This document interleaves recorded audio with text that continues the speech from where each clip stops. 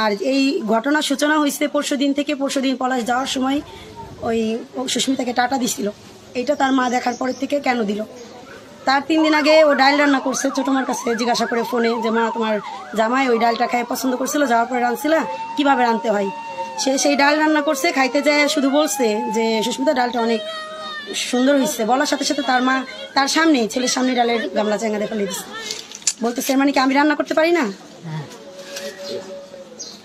এই বলে ফেলে দিচ্ছে। তো এই থেকে আস্তে আস্তে মানে সূচনা, পরশুদিন টাটা দেওয়া নিয়ে সূচনা হয়েছে।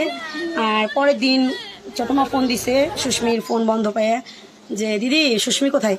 উনি শুধু বলছে এই যে এইখানে।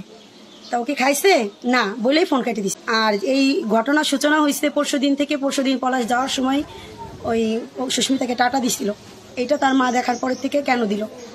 তার 3 দিন আগে ও ডাল রান্না করছে, ছোটো মার কাছে জিজ্ঞাসা করে ফোনে যে মা তোমার জামাই ওই ডালটা খাই পছন্দ করছিল, যাওয়ার পরে রাঁধছিল, কীভাবে রাঁধতে হয়।